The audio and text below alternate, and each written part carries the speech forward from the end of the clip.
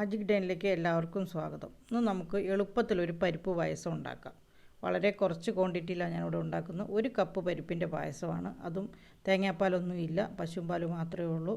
അപ്പം പശുമ്പാൽ കൊണ്ട് ഉണ്ടാക്കുമ്പോൾ ഒരു ഗുണം എന്നാന്ന് വെച്ച് കഴിഞ്ഞാൽ തേങ്ങാപ്പാലൊക്കെ കിട്ടാൻ ബുദ്ധിമുട്ടുള്ളവർക്കൊക്കെ എളുപ്പത്തിലുണ്ടാക്കുകയും ചെയ്യാം. ഇപ്പോൾ നാട്ടിന് വെളിയിലൊക്കെ താമസിക്കുന്നവർക്ക് ഈ പറഞ്ഞ പോലെ തേങ്ങാപ്പാൽ കിട്ടാനൊക്കെ കുറച്ച് ബുദ്ധിമുട്ടാണ്. അതുതന്നെയല്ല, അതൊക്കെ പിഴിഞ്ഞെടുക്കാനുള്ള സമയവും ഒക്കെ എളുപ്പമല്ല. അപ്പോൾ നമുക്ക് എളുപ്പത്തിൽ ഉണ്ടാക്കാം. ഒരു പായസം ഉണ്ടാക്കണം തോന്നിയാൽ ഉണ്ടാക്കാനായിട്ട് ഉള്ള ഒരു പരിപാടിയാണ് ഇപ്പോൾ ഇതിൽ ചെയ്യുന്നത്. ഇതിലേക്ക് ആവശ്യമായ സാധനങ്ങൾ എന്തൊക്കെയാണെന്ന് നമുക്ക് നോക്കാം. ആദ്യമായിട്ട് നമുക്ക് പരിപ്പ്, ചെറുപയർ പരിപ്പാണ് ഞാൻ ഇതിനു വേണ്ടി ഉപയോഗിക്കുന്നത്. 1 കപ്പ് ചെറുപയർ പരിപ്പാണ് എടുക്കുന്നത്. 2 പാക്കറ്റ് പാല്, ചുക്കും ഏലക്കയും ജീരകവും കൂടി പൊടിച്ച പൊടി, കുറച്ച് തേങ്ങാക്കൊത്ത്, കുറച്ച് അണ്ടിപ്പരിപ്പ്, കുറച്ച് കിസ്മിസ്, പിന്നെ ശർക്കര ഇപ്പോൾ ഞാനിവിടെ 1 കപ്പ് ശർക്കര ചിരവിയതാണ് എടുത്തിരിക്കുന്നത്. പായസം ഉണ്ടാക്കാനായിട്ട് നമുക്ക് ആദ്യം ഈ പരിപ്പൊന്ന് വറുത്തെടുക്കണം. അതിനായിട്ടൊരു പാത്രം അടുപ്പിൽ വെച്ച് നമുക്കതൊന്ന് വറുത്തെടുക്കാം.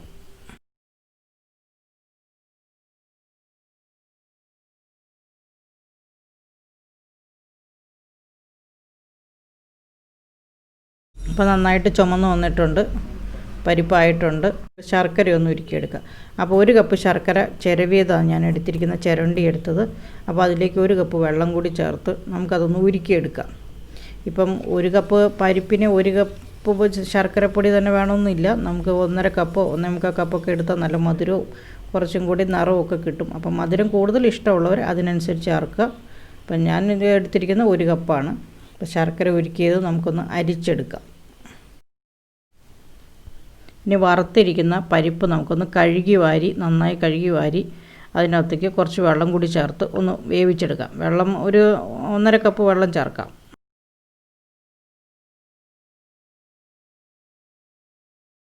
കുക്കറിൽ വിസിൽ വന്ന് തുടങ്ങി. അപ്പം 2-3 വിസിൽ, അപ്പോൾ തീ കുറച്ച് വെച്ച് വിസിലടുപ്പിക്കാൻ ശ്രമിക്കുക. അപ്പം പരിപ്പ് നന്നായിട്ട് വെന്ത് കിട്ടും. ഇനി നമുക്ക് വിസിലൊക്കെ തണുത്ത് വരുമ്പോഴേക്കും ഇതിന് വറവിടാനുള്ളത് ഒന്ന് വറുത്തെടുക്കാം. തേങ്ങാക്കൊത്ത് വറക്കാനായിട്ട് നമുക്ക് ആദ്യം 1 സ്പൂൺ നെയ്യ് ഒഴിക്കാം.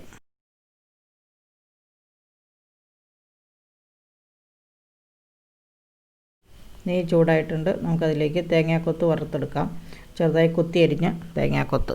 അത് നമുക്ക് അതിന് ക്വാണ്ടിറ്റി ഇത്ര വേണമെന്നൊന്നുമില്ല. നമ്മളുടെ ഒരു ഇതിനനുസരിച്ച് ഇപ്പം ഞാനൊരു പകുതി മുറി തേങ്ങ കൊത്തി അരിഞ്ഞെടുത്തിട്ടുണ്ട്. അത് നമ്മുടെ ഇഷ്ടത്തിന് ചേർക്കാവുന്ന.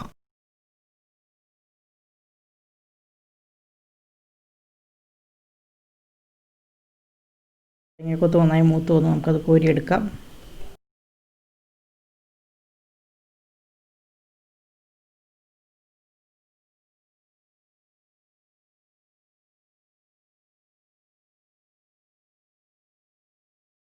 ഇനി അണ്ടിപ്പരിപ്പ് വറുത്തെടുക്കാം.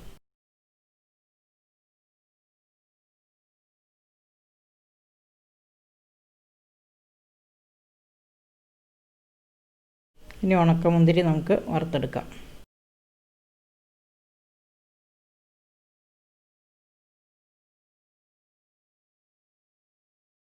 ഉണക്കമുന്തിരിയൊക്കെ നമ്മൾ കടയിൽ നിന്ന് വാങ്ങിച്ചത് കഴുകി ഉണക്കി വെച്ചിരിക്കുന്നതാണ്.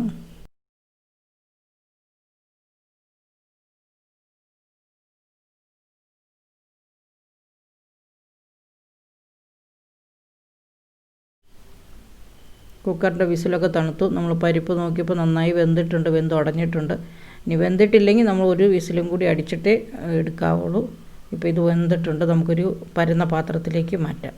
കുക്കറിൽ തന്നെ വേണമെങ്കിൽ നമുക്കിത് ഉണ്ടാക്കാവുന്നേ. അപ്പം ഞാൻ കുറച്ചുകൂടി എളുപ്പത്തിന് ഒരു പരന്ന പാത്രം എടുത്തതേ ഉള്ളൂ.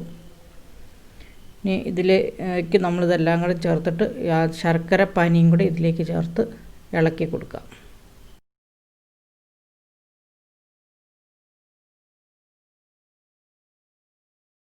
യോജിപ്പിച്ചതിന് ശേഷം നമുക്കിത് സ്റ്റൗ കത്തിച്ച് സ്റ്റൗവിൽ ഫുൾ ഫ്ലെയിമിൽ വെച്ച് നമുക്കിത് വറ്റിച്ചെടുക്കാം.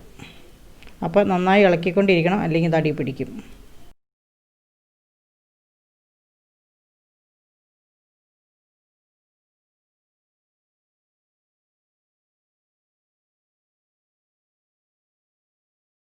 അപ്പോൾ ഇത് തിളച്ച് തുടങ്ങി, നന്നായി തിള വന്ന് തുടങ്ങി, നന്നായി തിളച്ച് കുറുകി വരണം. അപ്പോൾ നമുക്ക് കുറച്ച് നേരം കൂടി ഇത് ഇളക്കിക്കൊണ്ടിരിക്കാം.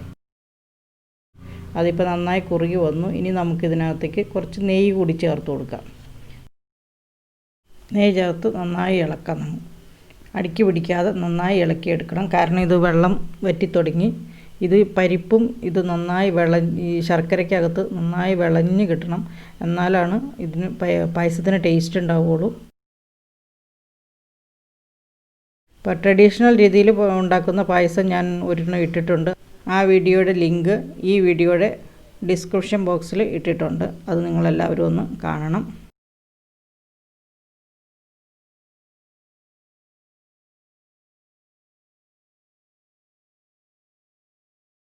അടുക്കി പിടിക്കാതെ ഇളക്കിക്കൊണ്ടിരിക്കണം. പായസത്തിലെ ഏറ്റവും നിർണായകമായൊരു സമയമാണിത്. ഇപ്പോഴാണ് നമുക്ക് പായസത്തിൻ്റെ ടേസ്റ്റ് നിയന്ത്രിക്കുന്ന ഒരു സമയം. ഇപ്പം നന്നായി ഇത് ശർക്കരയ്ക്കകത്ത് നന്നായി വന്നാലാണ് അതിന് ടേസ്റ്റ് ഉണ്ടാവുള്ളൂ.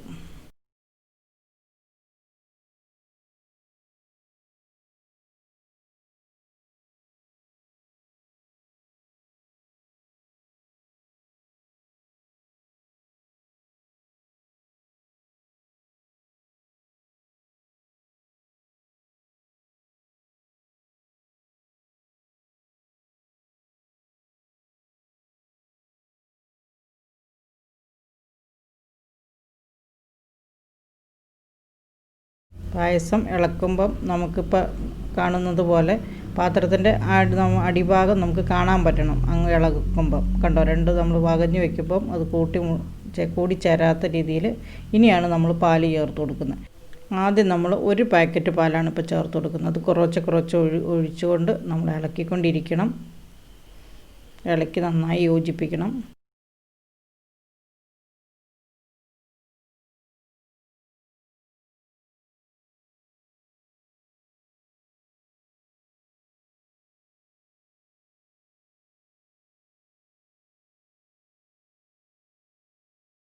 പാലൊഴിച്ചതിന് ശേഷം നമുക്കിതൊന്നും കൂടി ഒന്ന് കുറുകി വരണം.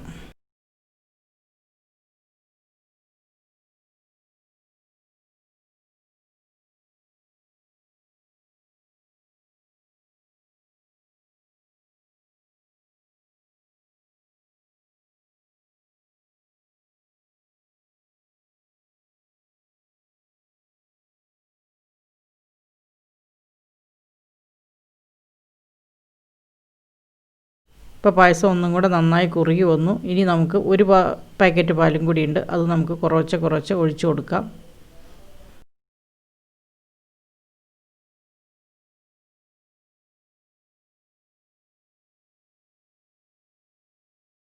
നന്നായി ഇളക്കിക്കൊണ്ടിരിക്കണം, അടുക്കി പിടിക്കാതെ.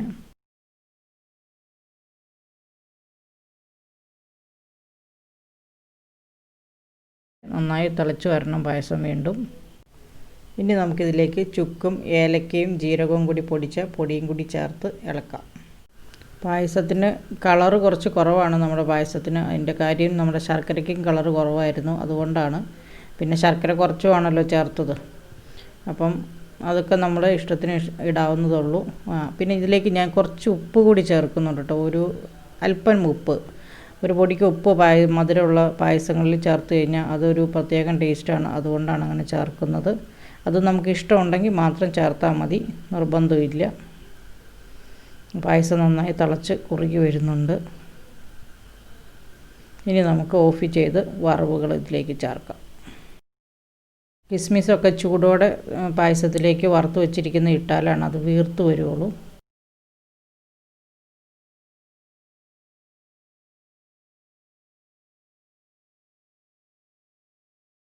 ഇനി നമുക്കൊരു പാത്രത്തിലേക്ക് പകർത്തിയെടുക്കാം. വീഡിയോ എല്ലാവർക്കും ഇഷ്ടപ്പെട്ടു എന്ന് കരുതുന്നു. ഇഷ്ടപ്പെട്ട എല്ലാവരും ഒന്ന് ലൈക്ക് ചെയ്യുക, സബ്സ്ക്രൈബ് ചെയ്യുകയും ചെയ്യുക.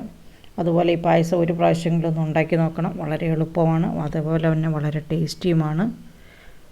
ഇതുപോലെ എളുപ്പത്തിലുണ്ടാക്കാവുന്ന വിഭവങ്ങളുമായിട്ട് ഇനിയൊന്നും കാണാം. അതുവരേക്കും ബൈ.